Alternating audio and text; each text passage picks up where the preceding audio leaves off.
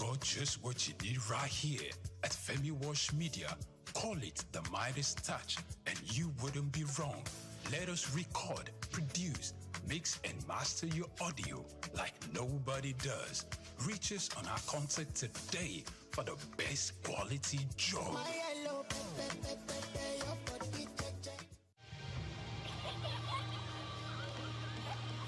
What keeps the heartbeat of a community alive? Is it the courage to create, the power to connect, the vision to transform? Well, it's all of this and more. It's a symphony of ideas, innovation, and industry. But where do these stories come alive? It's right here on The Isle, 104.9 FM, the station where dreams meet action and growth finds its voice. The Isle, 104.9. Business, economy, development. Stay tuned.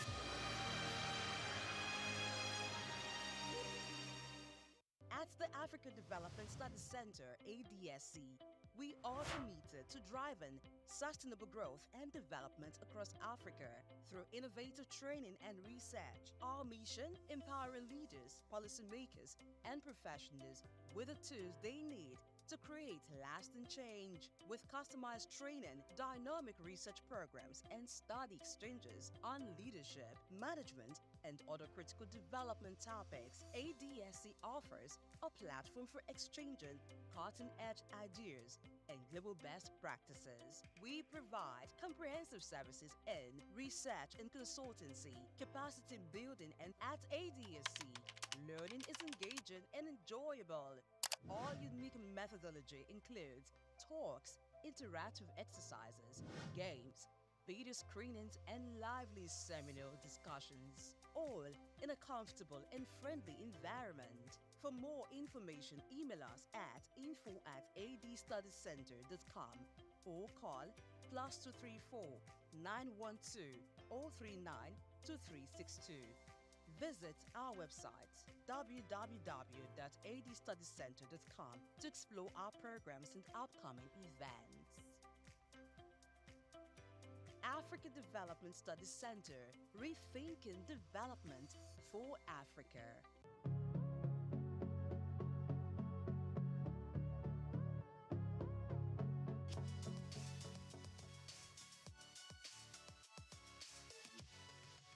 Well, Supporters Club had been there for 66 years when it was founded officially, but those who funded it were just doing it for the fun. We just come to the field, drum, sing, and go. Nobody gave them any recognition. But I joined them in the year 1977. Well, I paid 2 naira to join. And how did I join? It was because of an incident that happened at the National Stadium. The Shooting Stars of Ibadan and the Bendel Insurance of Benin were playing the semi-final of the FA competition that year. And I had to go to enter the stadium.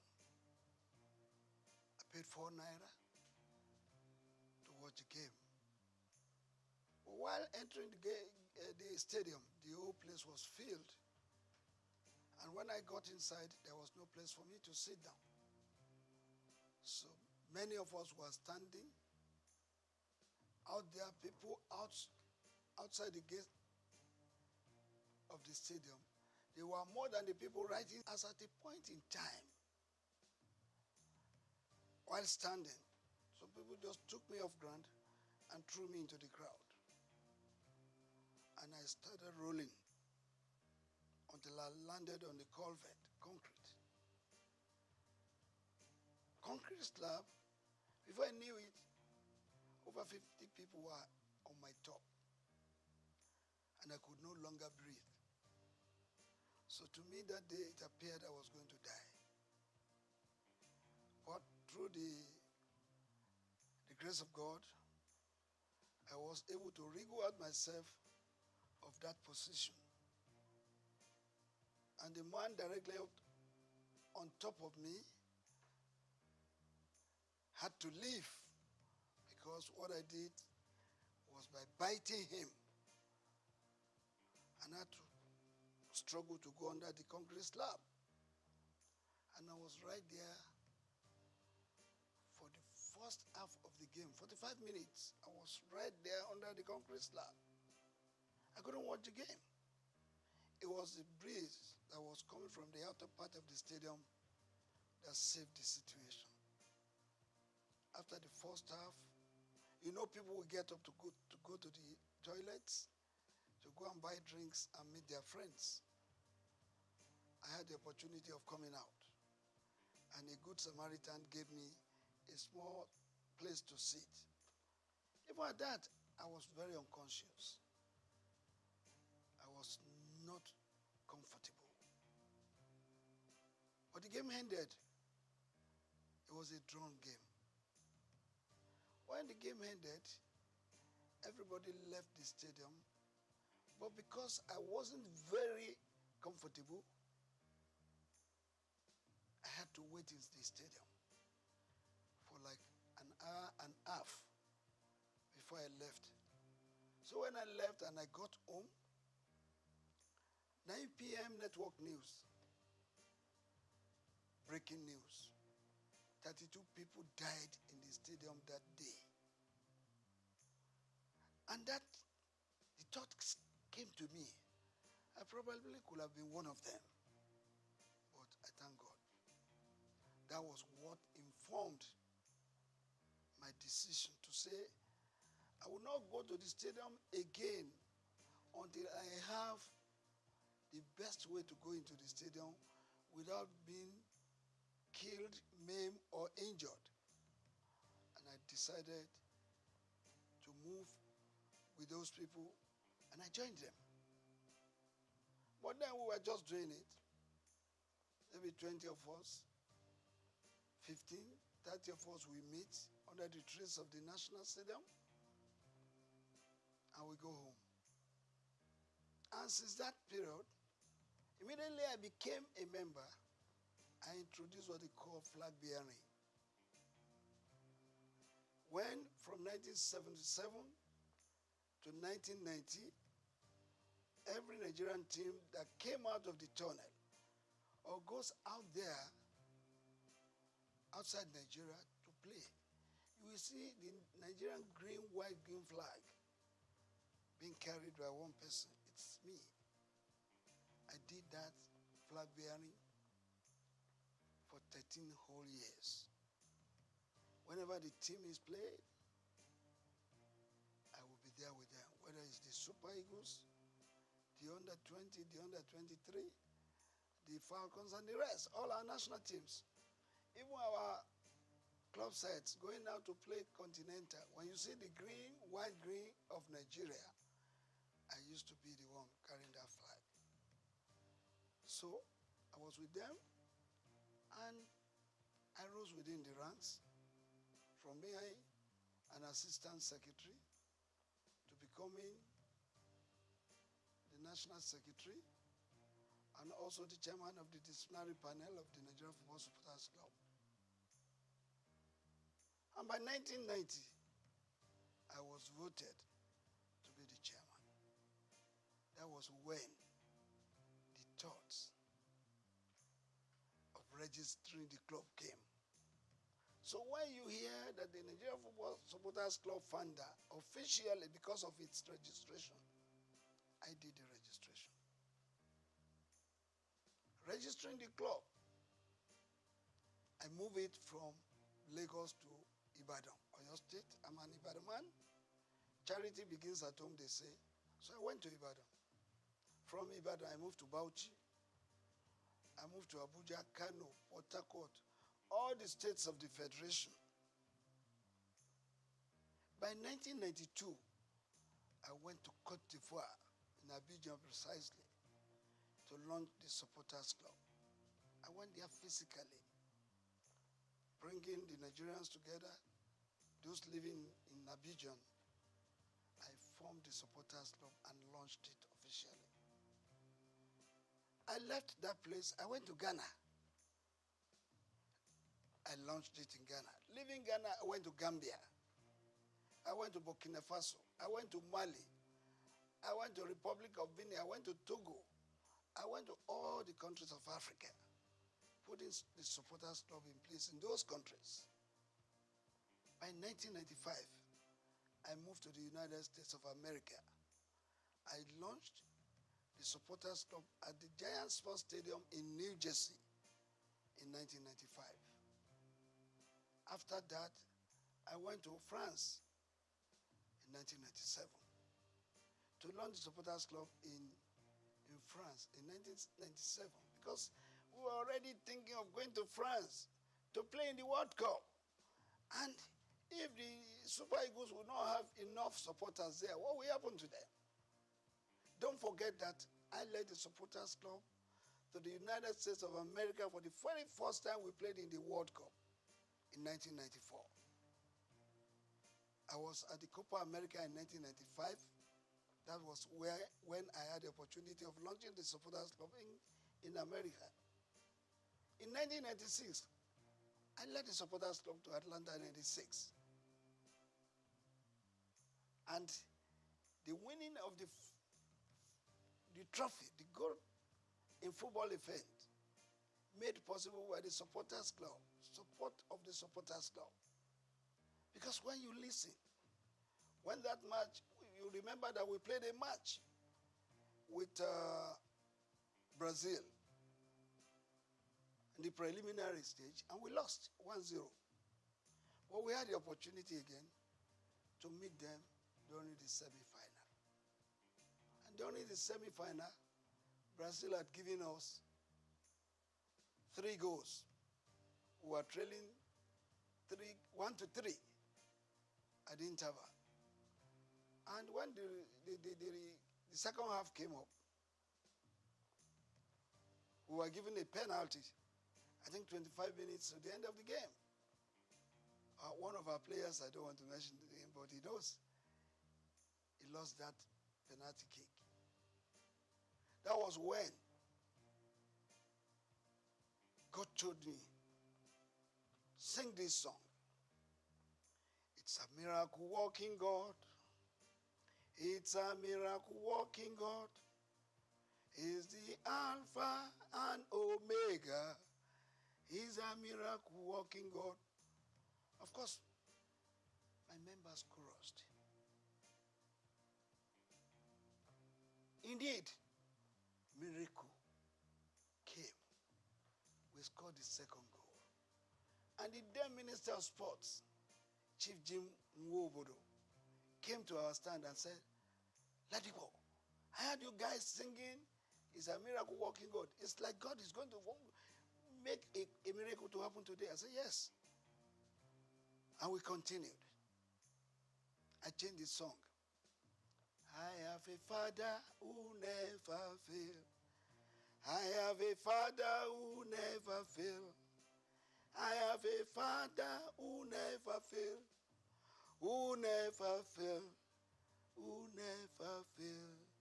Forevermore. Amen. Jesus never failed. Amen. Jesus never failed. Amen. Jesus never failed.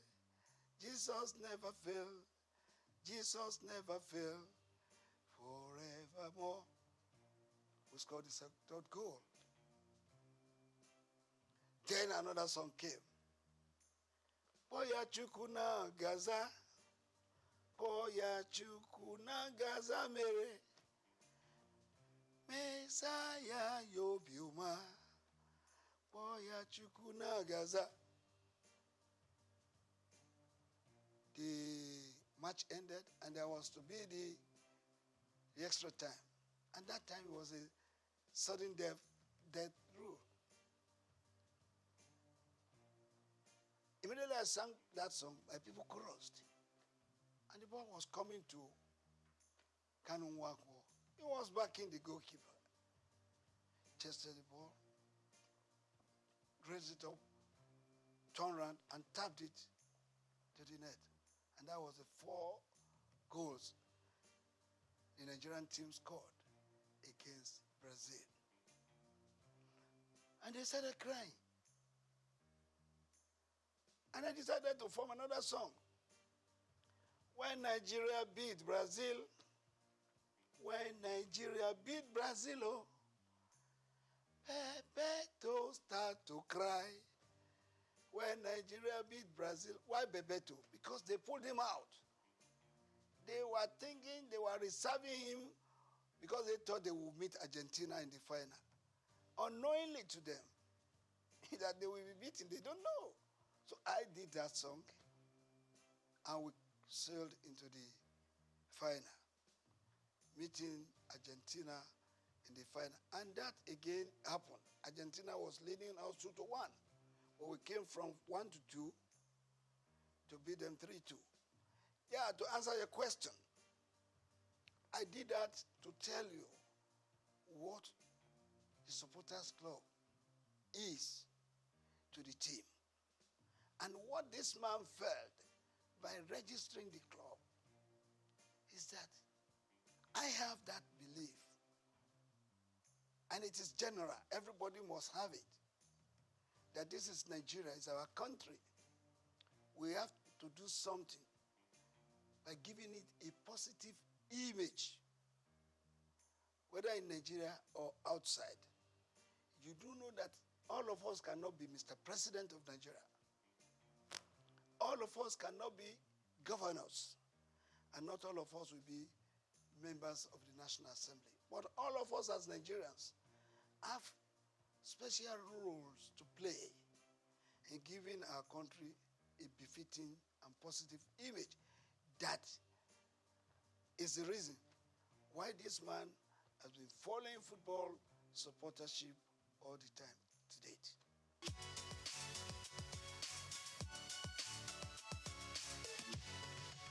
Well, I want to tell you, like I said earlier on, the grace of God has been the secret.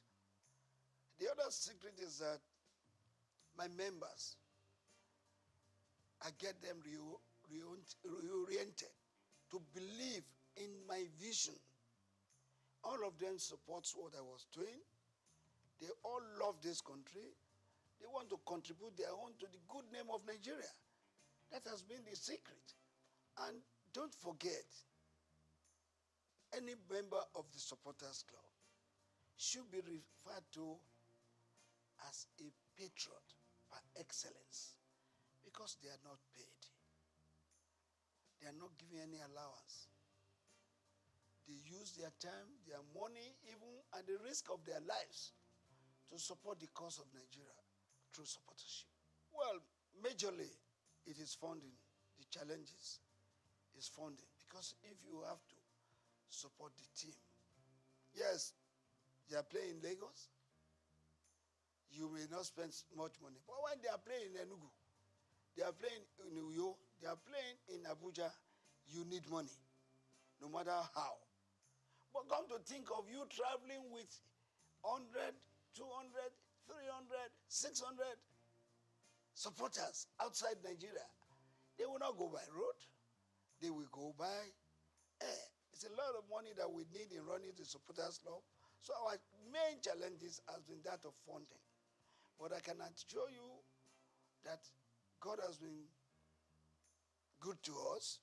We have had some philanthropists, some organizations who have come to assist us by way of supporting us, giving us a lot of money. And if you will not mind, I will have to put it on record that the very first company that supported Supporters Club was Coca-Cola.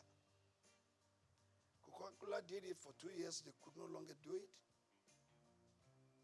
Then, for 1 year, MTN did it. They could no longer sustain it. Well, later we got Globacom. Dr. Mike Adenuga Jr. has been the brain, the backbone, the sponsor, and the financier of the Supporters Club for several years, doling out millions from 50 to 60 to 100 million of naira, and even in dollars. So that has been the way, that has been how we have been able to surmount it. We have some philanthropists. We have Taiwo Afolabi, who has always supported us whenever we are going out. I remember Alhaji Aliko Dangote in 1996. He supported us. And some other Nigerians too. Esther Ajayi, when we were going to Russia 2018, I went to this woman and I told her our problems. The second day, she was able to give us 20 million. I went to meet the then governor of Lagos State, His Excellency Governor Ambode. He gave me 10 million. The club, not me per se, he gave the club. And when we were going to Brazil in 2014, that was the very first time any government supported us. We went to Brazil. Before going, I visited the then president, Dr. Goodluck Ebele Jonathan. After decorating him as our patron, he pronounced a 50 million naira grant for us to go to Brazil. Actually, we were going to request from him a whole plane to take us there because we were going for a national assignment. Supporters Club is a selfless service.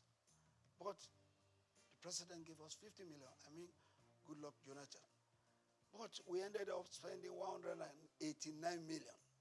The difference of that was raised by me going to Dr. Mike Adenuga, Taiwo Afolabi, Esther Ajayi, Ambode, and the rest. That's how we've been running the club. We've been running the club, meeting people who lost the game of football, who lost Nigeria, and they have been helping us.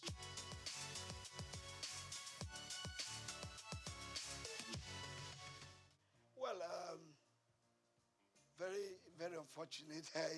It's a story I hate to be talking about all the time because I've said many things about it more than 100 times. Supporters Club had been there for several years. And Dr. Rafiu Ladipo was the national chairman for just 10 years, from 1990 to 2000. I left that position in 2000.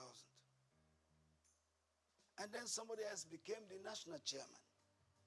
And that was Alhaji Waidi Anderile Yusuf, who was the chairman for 8 good years. After him, there was Otumba Olatunde Bashorun. He was there for 4 years. And there came a time when one Mr. Vincent Okumaga acted in that capacity for 3.5 years. And there was one little mistake, misunderstanding, because people will not want to wait for their time. And all I told them is, please, go through an election. Anybody who would not want to go through an election is not supposed to be on that chair of the national chairman. That's what came up. And the then NFF believed that there could be 20 arms of supporters clubs in Nigeria. It could even run to 100 units. But it's unhealthy. You cannot have a situation where your team is playing right on the field and you have different corners where you have the Nigerian supporters scattered all over the field, singing in different voices. It's not good. But look, I've been able to manage it because God has told me that supporters must not die. Supporters Club will not die.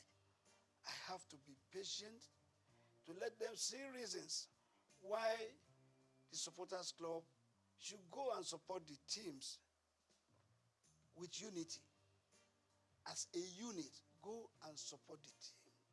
But if you have funded your own, maybe you have registered your own, you have your own office, you can stay in your office. Manage your office the way you want to manage it. But when it becomes a national assignment, you are going out to represent Nigeria. All of us as supporters must come together to support Nigeria as a group supporting one team. Not when you have some people in angle 90, some people in angle 180, some people in angle 360, some people in angle 60, supporting one team. It does not augur well. There's nothing you are going to achieve from this. I remember when we were in Russia, and my members have gone in. I normally wait for all of them to go in before I will finally go in. So when I was going in as the last person, I entered the stadium, and I saw them, some people up there, I saw some people on the left, I saw some people on the right. And when I was going to meet the band boys, some of their security men came to me, I mean in Russia, and asked me where I was going. I said I was going to meet my people. They said I should bring my ticket. And when they saw the ticket, no, you can't go there, go there.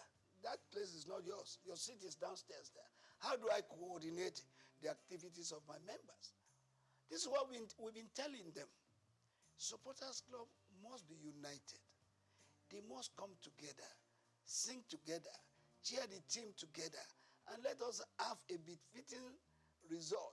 When the referee or the match officials see a group of people, even if you are 200 or 300, converging in one special place together, in your uniforms, in your green and white, and you are singing, they know you have come to support your team.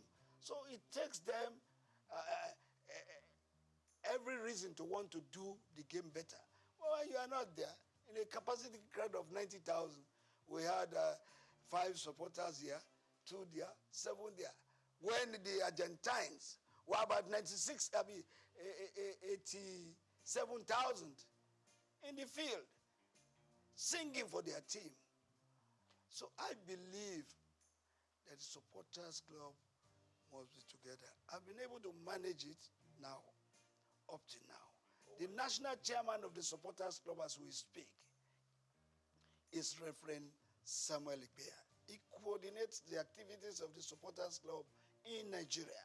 While worldwide, I'm the president general because we have supporters club in all the other countries of the world. And when we come together, there must be one person. There must be the head.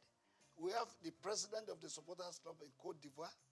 We have the chairman of the supporters club in UK. In all Francophone countries, the head of the supporters club is called president. In Anglophone countries, the head of supporters club is addressed as Mr. Chairman. So the president general is not just what we just came out with. It's because there's a need for it. That's why the president general worldwide comes up. Well, I have told you a lot of people don't want to wait for their time. And when you don't wait for your time, what do you lose? You lose much. There was going to be an election. And I called all of them, go and pick your nomination papers for the election. But some of them would not want to because they want appointments. And I don't believe in appointments because we have a constitution in the supporters club that says everybody and anybody who wants to be an officer must contest for election. I insisted that there must be an election. Some people would not want an election because they know, probably they believe they cannot win. They decided to say, oh, let's go our way because we don't want election. That's it.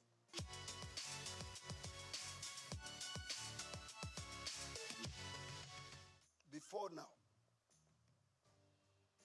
up to about 8 years, 10 years ago, the Super Eagles were really super. But in the last 8 years, we have not been there. We have not been doing well. Don't forget that in 1994, Nigeria's team, the Super Eagles, were judged to be the 5th best in the world. What is our ranking now?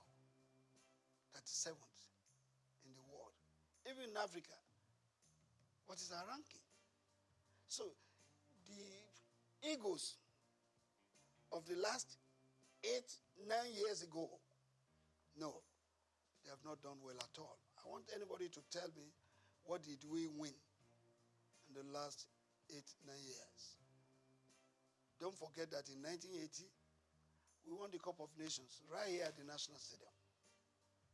In 1994, we were in Tunisia. We won it. In 2013, we were in South Africa. We won the Cup of Nations. In 1996, we won the Atlanta Olympics. Since then, what can we point to that we have won? So the Eagles of the last 8-9 years, no. They did their best, but their best was not good enough for Nigeria. And that's why we didn't win nothing. But I want to believe that the present crop of Eagles being put together now, going for the Cup of Nations, we want to write their names in gold. And if that is so, it means they have to put in their best to see that going to Côte d'Ivoire 2024 will not just be going there to make a number. We're going there to give a very good account of ourselves. Who says it is not possible for Nigeria to win the Cup of Nations again? It is possible, but it takes a determined group of people as players who wants to write their names in gold to do that. When you are rating the coach, a coach is as good as his last match. Passero was employed, he was given a target, and the NFF has the power to either sack or renew his contract. I think according to them, maybe he has performed according to what they want. But for me, as a Nigerian, I want Passero to go to Côte d'Ivoire and show us that he is serious and show us that the Super Eagles can still fly and make us get minimally play in the semi-final of the Cup of Nations. Anything short of that, no.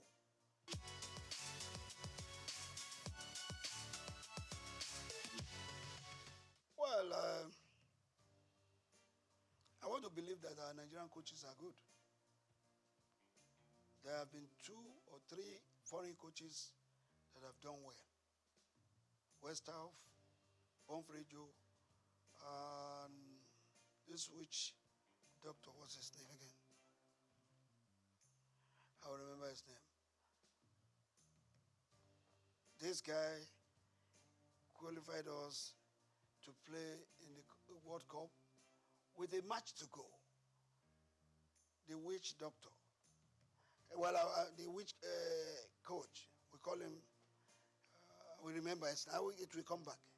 So, since then, there's no foreign coach that has done better.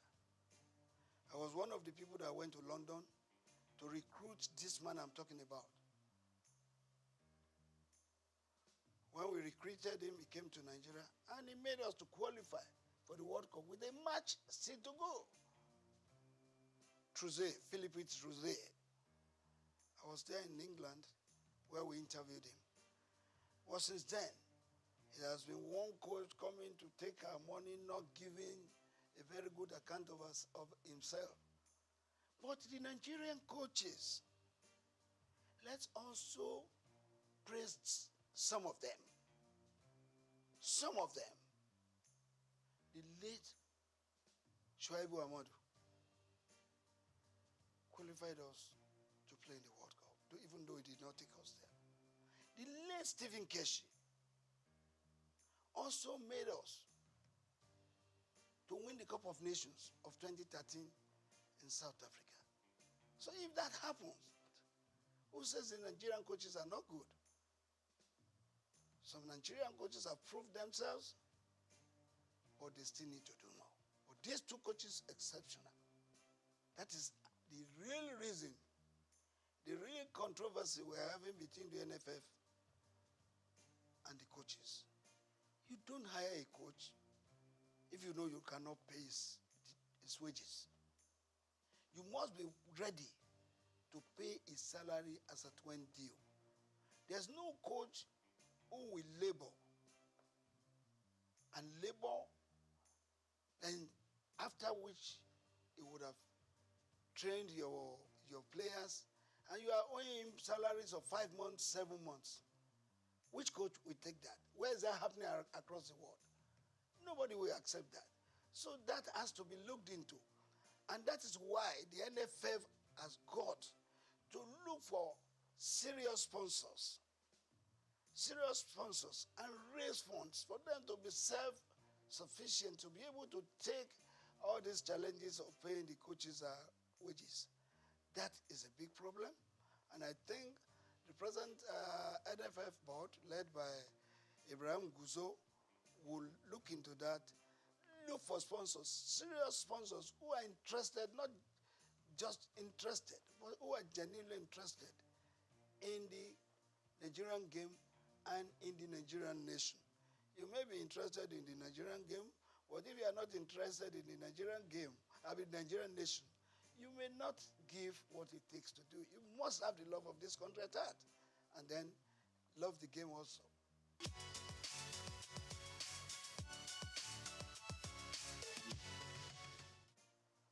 In the last 15, 10, 8 years, our boxing went down.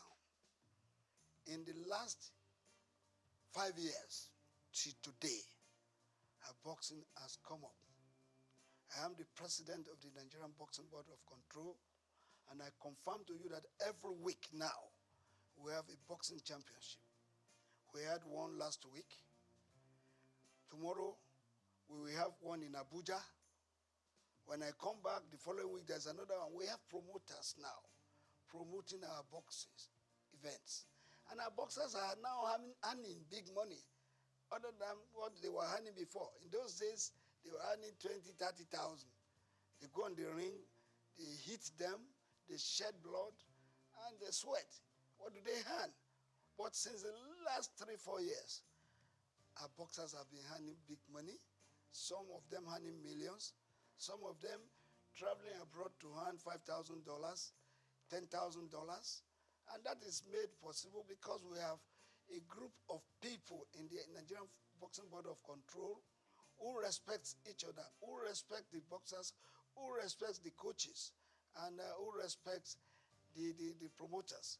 Take, for instance, I'm sorry to mention, Go TV. Go TV night every day. They've had about 29 Go TV sessions. You know what that means? Go TV for every boxing fight. They don't spend less than 20 million. They even spend more. And our boxing now is being watched all over the world, not just Africa.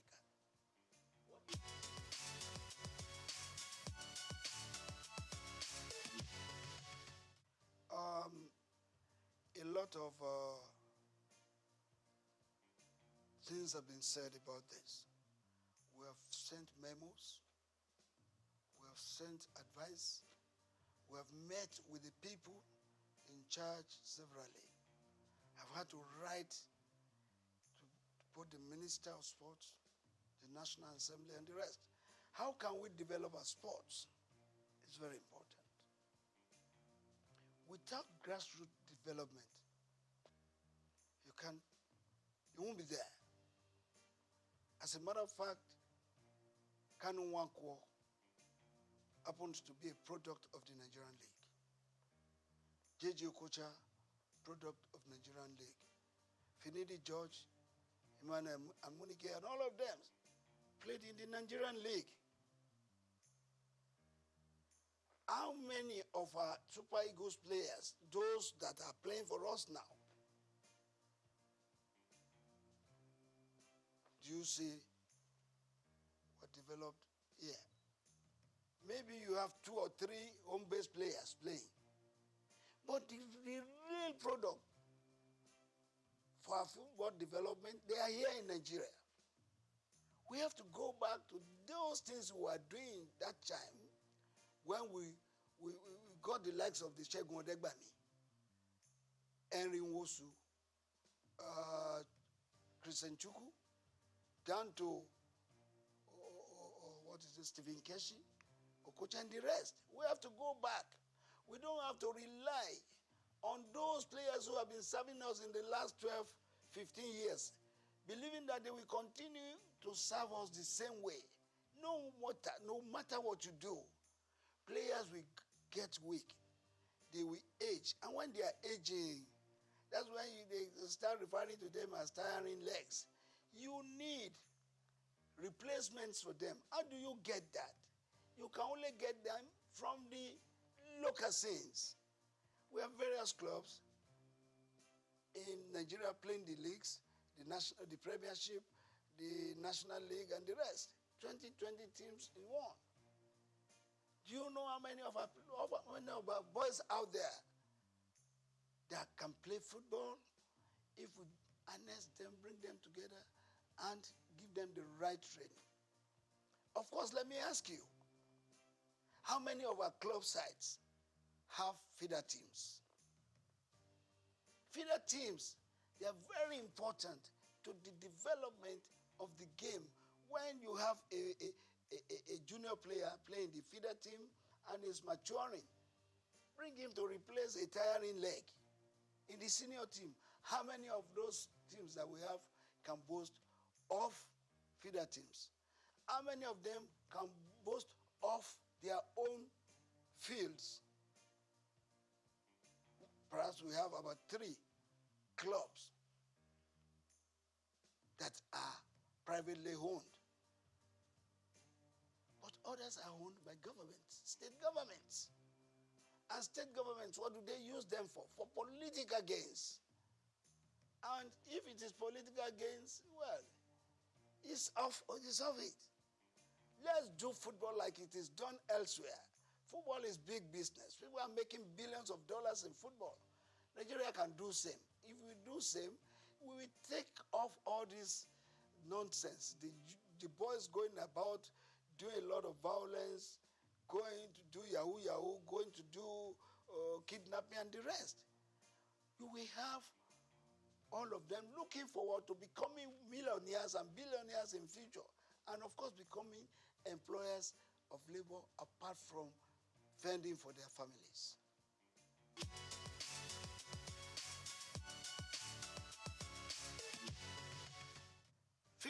Above 50 football. Yeah, it's above 50. I'm the chairman worldwide for that.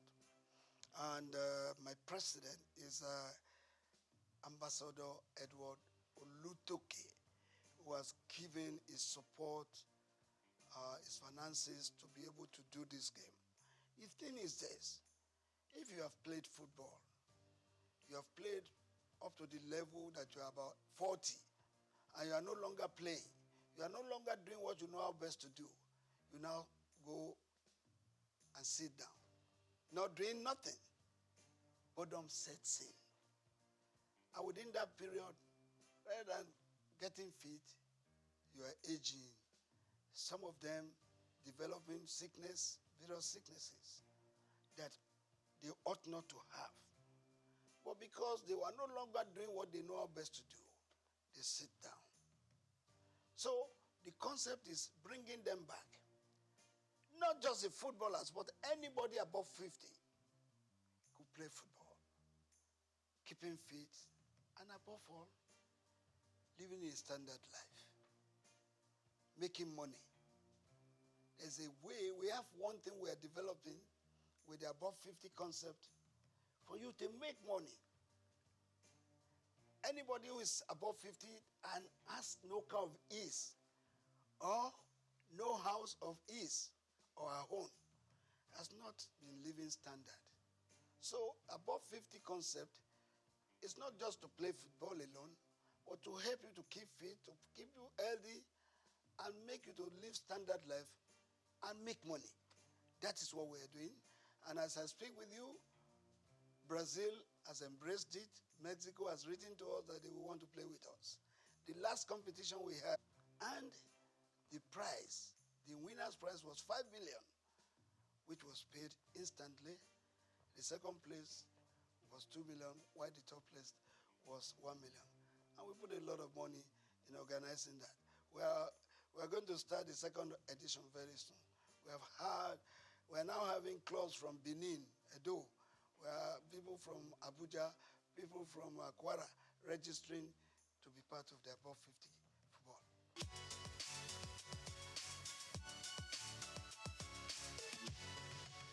How much do they put into sports? What you have in sport is noise. How much money do they put into sports? They need more money to run sports, particularly the development of the sports, not just taking part in competitions. Because if you have to develop sports, it takes a lot of money. And all those successful countries doing sports, it's because they have put money into its development. So government has got to put more money into the development of sports. Fantastic women. They've done us proud severally, having been champions of Africa for 9 times. I don't think any country in Africa can boast of that. But beyond that, we should also realize that these ladies, they are getting old. Some of them are 40, 38, 36, down the ladder. You need replacements for them. That is why we're asking that we should put more money. We should put more focus in the development of sports, both male and female. I think with what the female national team has done for Nigeria, we owe it a duty to put more money into the development of female football.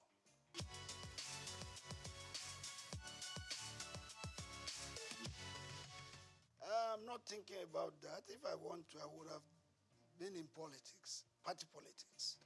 I would have been there, and by now I think I would have been something else. But no, I chose to be part of giving an image to Nigeria, a good image, positive one. Take, for instance, if you go out of the country, you get to the entry point of any country, and you speak of our sports, they give you a wide latitude for you to go in. Well, you say when you get there, you speak sports. They ask you, where's Kano? Where's Okocha? Where's Finidi? Where's Amokachi? That means they recognize Nigeria sports. In fact, that's the only thing we can be proud of right now. Every other thing we talk in diversities. But when it comes to sports, every one of us were together. If the Nigerian team is playing and a Christian has to pray, and he say, I pray that the Super Eagles wins today's match. In Jesus' name I pray. Even the Muslim will say amen. So together in sports, where in this country, football and sports is a lifeline, particularly football. Football unites not just the states, it unites the country, it unites the countries of the world. So I believe we can do much more in promoting and supporting our sports so that we get the best benefits, as we say. First and foremost, I want to use this opportunity once again to congratulate him on his appointment. I've met him twice now, and I'm going to meet him soon again. And why am I going to meet him is to advise him on what I think from my own views and from what I've seen to improve sports. First, we have talked about it. The development of sports is key. Not just the taking part in competitions. Because if you are not developing sports, you are only taking in competition. If you don't win, what happens? But if you develop sports, 1, you are helping the youth. 2, you are helping the nation. 3, you are growing the economy. And thirdly, you are removing restiveness and restlessness of the youth in the society. I want us to advise the minister to key into the development of sports from the grassroots. Let's go back to the schools. Let's go back to the rural areas. Football is played everywhere. Go under the bridges, you see people playing football. Let the minister put in place, through the NFF, a consortium of coaches that will go to these schools, that will go to these corners. Everywhere in Nigeria, you have talents that can be helped, sponsored, and nurtured to stardom. Once we do that, our sports will improve. And let the minister put his feet there on ground and say, every club that is playing in the Premiership and the National League must have their feeder teams, must have their own fields and other infrastructures to make them develop sports. Thank you very much. I want to pray for this organization to continue to thrive, to continue to blossom in making money, because without money, this kind of things that I hear cannot be sustained. So God will grow you the more, and your business will continue to flourish.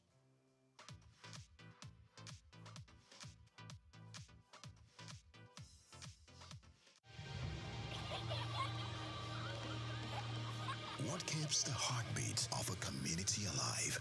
Is it the courage to create, the power to connect, the vision to transform? Well, it's all of these and more. It's a symphony of ideas, innovation, and industry. But where do these stories come alive? It's right here on The Isle, 104.9 FM, the station where dreams meet action and growth finds its voice. The Isle, 104.9. Business, economy, development. Stay tuned.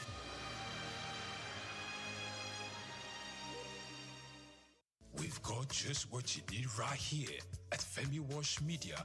Call it the Midas Touch, and you wouldn't be wrong.